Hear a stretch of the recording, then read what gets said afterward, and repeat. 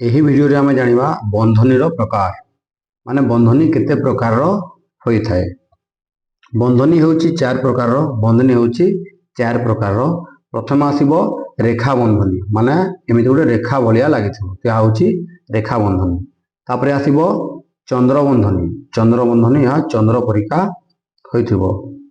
ତାପରେ ଆସିବ କୁଟିଳ ବନ୍ଧନୀ, ଏହା ହେଉଛି କୁଟିଳ ବନ୍ଧନୀ। 3 ନମ୍ବର ହେଉଛି କୁଟିଳ ବନ୍ଧନୀ ଆସିବ। ତାପରେ ଆସିବ ବର୍ଗ ବନ୍ଧନୀ, କ'ଣ ନା ବର୍ଗ ବନ୍ଧନୀ, ଏହା ବର୍ଗକ୍ଷେତ୍ର ଭଳି ଏମିତି ଥିବ।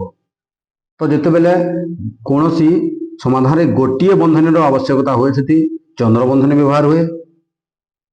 ଗୋଟିଏ ବନ୍ଧନୀର ଆବଶ୍ୟକତାରେ ଚନ୍ଦ୍ର ବନ୍ଧନୀ, ଦୁଇଟି ବନ୍ଧନୀର ଆବଶ୍ୟକତାରେ କୁଟିଳ ବନ୍ଧନୀ ଏବଂ 3ଟି ବନ୍ଧନୀ ଯେଉଁଠି ଆବଶ୍ୟକତା ହୁଏ ସେଠି ବର୍ଗ ବନ୍ଧନୀ ହୁଏ ଏବଂ 4ଟିର ବନ୍ଧନୀ ବ୍ୟବହାର ହେଲେ ଆମର ରେଖା ବନ୍ଧନୀ, ଚନ୍ଦ୍ର ବନ୍ଧନୀ, କୁଟିଳ ବନ୍ଧନୀ ଓ ବର୍ଗ ବନ୍ଧନୀକୁ ବ୍ୟବହାର କରାଯାଏ।